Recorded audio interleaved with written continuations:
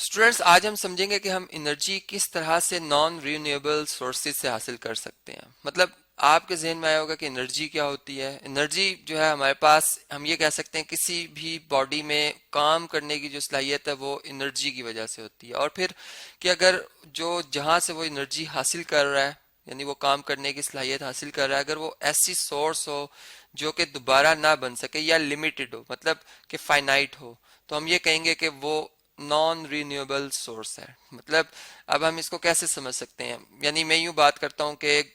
हम जो लकड़ी जलाते हैं, यानी हम सबसे पहले कोल से स्टार्ट करते हैं। एक लकड़ी को जलाया जाता है और उससे जब हम हीट हासिल करते हैं, हीट क्या है, एक एनर्जी है हमारे पास। अब वो जो लकड़ी हमने जलाई है, अगर हम उसको देखें तो वो लकड़ी क्या हुई, दोबारा जब जो जल गई उसको हम दोबारा नहीं बना सकते। मतलब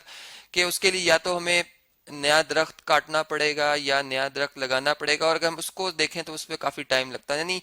अब मैं यूं बात करूंगा कि जो हमारे पास वो सोर्सेज जो कि बाय नेचर हैं, कुदरती तौर पर हैं, लेकिन वो दोबारा उनके बनने में इतना खासा टाइम लगता है कि हम उन्हें अपने लाइफ से अगर कंपेयर करें तो वो नॉन रिन्यूएबल है। मतलब कि मिलियंस ईयर बनते हैं। इस वजह से हम कहते हैं कि ऐसी सोर्सेज से आप अगर एनर्जी हासिल कर रहे हो तो वो नॉन रिन्यूएबल सोर्सेज है। मतलब उनमें कौन कौन से नाम आते हैं, उनमें जो मेजर नाम है वो कोल, जैसे मैंने शुरू में बताया, ठीक है, यानी जो हमारे पास कोयला होता है। फिर इसी तरह अगर हम सेकंड देखें तो हमारे पास जो है वो ऑयल है, यानी जिससे पेट्रोल वगैरह, जिससे फिर हम यानी रिफाइन करके उसको और साफ करके हम उसको और ज्यादा कह सकते हैं कि ऑयल से, ऑयल ग्रीस, फिर उससे जो है वो जिसा मिट्टी का तेल वगैरह निकालना, ये सारी वो उसमें ही आती हैं। और फिर हम अगर देखें तो ये हमारे पास जो गैस है, यानी जो एक नेचुरल गैस आती है जो घरों में हम जला रहे होते हैं, मीथेन वगैरह, ठीक है। यानी ये वो सारी हमारे पास सोर्सेज हैं जो कि हम इस्तेमाल तो कर रहे हैं, लेकिन ये एक, यानी अगर हम जियोलॉजिस्ट के हवाले से देखें, कुछ साइंटिस्ट के हवाले से देखें जो इस पे वर्क कर रहा है, ठीक है, नेचर के ऊपर जो वर्क कर रहा है, उसके मुताबिक जो है ये रिपोर्ट है कि जी 2050 तक जो है, 2050 तक जो है वो ऑयल दुनिया से कंप्लीटली जो है, अगर इसी तरह से हम इस्तेमाल करते हैं तो खत्म हो जाएगा। फिर इसी तरह से अगर हम गैस की बात करें तो, बल्कि इसको मैं इस तरह से शो कर देता हूँ क्योंकि मैं ऑयल की बात कर रहा हूँ, ठीक है। फिर इस तरह अगर हम गैस की बात करें तो ये गैस जो है इसी तरह से वो 2070 तक, इंटू 2070 तक। और फिर इसी तरह अगर हम कोयले की बात करते हैं तो ये लगभग 3025 में जो है ये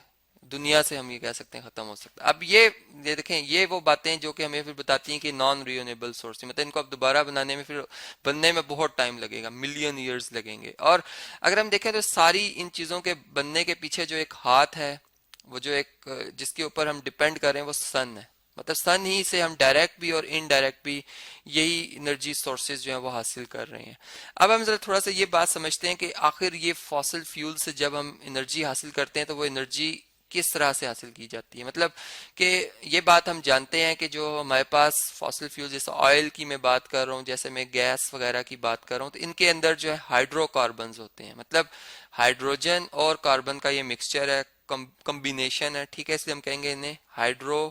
हाइड्रोकार्बन। अब हम ये बात जानते हैं कि हमारी जो जमीन अर्थ है उसके यानी कोराइड्स में जो हम एयर हमारी है, जिससे कि हम ऑक्सीजन हासिल करते हैं, उसमें और भी बहुत सी गैसेस हैं। अब ऑक्सीजन चूंकि एयर में मौजूद है, ये बात हम जानते हैं। अब जिस वक्त हम फर्ज करें कोयले को ही जला लेते हैं, हम फर्ज करें, अब उससे क्या निकलेंगी जी, उससे यानी जब रिएक्ट कर जाएगा, केमिकली रिएक्ट करेगा वो ऑक्सीजन जो कि एयर में मौजूद है, तो उससे हमें क्या मिल जाएगा जी, कार्बन डाइऑक्साइड मिल जाएगा। अब कार्बन डाइऑक्साइड अगर आप देखें तो ये तो इंसान के लिए, यानी हम कहते हैं कि एक बहुत ही खतरनाक एक गैस है जिससे कि डेथ भी वाकई हो जाती है। यानी अगर आपके पास बहुत ज्यादा ये गैस मौजूद हो और कार्बन डाइऑक्साइड की मौजूदगी में, फिर हमारे लिए जिंदा रहना मुश्किल है। मतलब ये हमारे लिए बहुत नुकसानदेह है। तो इससे हमें ये पता चल रहा है कि जो इन सोर्सेज से हम एनर्जी हासिल कर रहे हैं, एनर्जी मतलब कि हीट की शक्ल में और लाइट की शक्ल में जो हम हासिल करते हैं वो तो मिल रही है, लेकिन दूसरी तरफ जो ये कार्बन डाइऑक्साइड गैस है ये पूरी इन्वायरमेंट को ही जो है वो डिस्टर्ब कर रही है। मतलब कि एक नेचर के एक प्रोसेस को डिस्टर्ब करना पोल्यूशन कहलाता है। वो किस चीज को, किस नेचर के किस प्रोसेस को डिस्टर्ब करी, जैसे एनवायरमेंट को अगर डिस्टर्ब करी तो मैं इसे एनवायरमेंटल पोल्यूशन की बात कर दूंगा। अगर वो टेम्परेचर को डिस्टर्ब कर रही है, मतलब कि एक कुदरती तौर पर एक मेंटेन है टेम्परेचर, और उसमें इजाफा हो जाए तो हम उसे ग्लोबल वार्मिंग में फिर कह देते हैं कि ये टेम्परेचर इंक्रीज करा। और उसके अगर पीछे अगर हम रीजन देखें तो हमें यही चीजें नजर आती हैं। बड़ी बड़ी इंडस्ट्रीज बन चुकी हैं जिनमें के इन्हीं फॉसिल फ्यूल्स को जो है वो बर्न किया जाता है, ठीक है, जिससे बहुत लार्ज अमाउंट में हीट निकलती है। अब वो हीट जो है और साथ प्लस ये जो कार्बन डाइऑक्साइड गैस बनती है, वो हमारी इन्वायरमेंट में जो रेशो एक मौजूद है मॉलिक्यूल्स की एयर में, ऑक्सीजन की एक परसेंटेज है टोटल के हवाले से कहते 20% तकरीबन या है इतनी। अब अगर उसमें ऑक्सीजन खत्म हो जाएगी तो वो जितनी कम होगी उतनी कार्बन डाइऑक्साइड बढ़ जाएगी, मतलब कि हमारे लिए तो नुकसानदेह है। इस वजह से जो है वो टेम्परेचर भी रेज अप हो जाएगा, क्योंकि हर जो केमिकल है, हर जो हम कह सकते हैं ये जैसे ऑक्सीजन होगी, कार्बन डाइऑक्साइड की अपनी एक प्रॉपर्टीज हैं। फिर अगर उनको हम स्टडी करें जो कि केमिस्ट्री में आ जाती हैं तो फिर हम सारी बातें फिर हमें समझ में आती हैं कि वाकई ये हमारे लिए कितने हार्मफुल हैं। तो ये बात कि कार्बन डाइऑक्साइड गैस बनी, ठीक है, यानी हाइड्रोकार्बन के बर्न या उसको रिएक्ट करने से, ऑक्सीजन के रिएक्ट करने से, प्लस वाटर भी बन जाता है। अब जो हम यूं बात करते हैं कि जो रेन से हम वाटर हासिल करते हैं, मेजर अगर हम सोर्स देखें एक साइकिल चलता है, यानी वाटर का बनना भी क्या है कि ये सूरज की वजह से जो एक हीट पहुंचती है, समंदर के बुखारात उठते हैं, वो बुखारात इतनी उनकी एनर्जी, यानी मैं यूं कहता हूँ उनका मैस बड़ा स्मॉल होता है कि एयर पार्टिकल्स में वो उड़ते हैं। फिर जब उनमें इतनी एनर्जी आती है, पोटेंशियल एनर्जी इंक्रीज करती है, वो फिर जमीन पर आ जाते हैं, फिर वो एक प्रोसेस चल रहा है। लेकिन अब क्या होगा कि जब वो फिजा में जाएंगे, फिजा में अगर कार्बन डाइऑक्साइड गैस या इंडस्ट्री के फॉसिल फ्यूल्स जो कि मौजूद होते हैं हमें नजर नहीं आ रहे, तो वो जब रेन के साथ आ जाते हैं तो वो एसिड रेन बना देते हैं। मतलब कि वो रेन जो होती है वो फिर हमारी जो हम कह सकते हैं प्लांट्स और जो इंसान की स्किन है उन दोनों के लिए बहुत हार्मफुल है। मतलब आपकी जो फसलें हैं, जो कि हमने अनाज बोया हुआ है, और अगर ये बारिश हो जाए तो वो उनके तबाह होने का या उनमें डिजीज आ जाने का खदशा होता है। मतलब वो अगर फसल हम खाएंगे तो जारी बात है उनमें भी डिजीज होगी। तो अब ये वो सारी बातें हैं जो कि हम ये देख रहे हैं कि हम जिन सोर्सेज से एनर्जी हासिल कर रहे हैं जो कि ज्यादा इस्तेमाल की जा रही हैं, लेकिन उनके साइड इफेक्ट्स, उनके डिसएडवांटेजेस बहुत ज्यादा हैं। फिर अगर थोड़ा सा अपनी उन चीजों को जरा हाईलाइट कर लें, मतलब कि उन डिजीजेस को जो कि हम फेस कर रहे हैं, यानी हमें उनके रीजंस अगर तलाश करने हो तो हमें यहाँ से मिल सकते हैं। उनमें यानी अक्सर लोगों को आपने देखा होगा कि उन्हें जो है वो एस्थमा यानी दमा वगैरह की जो बीमारी होती है, ठीक है, या में जिसे हम कहते हैं जी सर का दर्द, ठीक है, या फिर अगर हम कैंसर के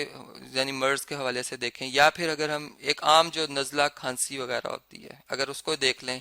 गले की खराबी, ये सारी की सारी जो है वो इसी वजह से है कि वो जो एनवायरनमेंट हमारी है वो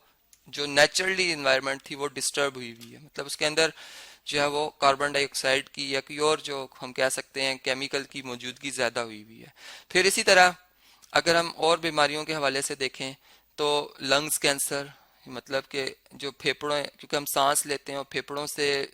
जारी बात है वो हमारे इंटरनल जो बॉडी है उसको भी डिस्टर्ब कर रहे हैं, तो ये भी एक इसी वजह से आ रहे हैं। तो मतलब यहाँ से हम ये बात सीख सकते हैं कि फॉसिल फ्यूल्स एक तो यानी यहाँ से हम जिनसे हासिल कर रहे हैं वो भी खत्म हो रहे हैं दुनिया में, और दूसरी बात कि जो हम उनसे एनर्जी हासिल कर रहे हैं वो भी हमारे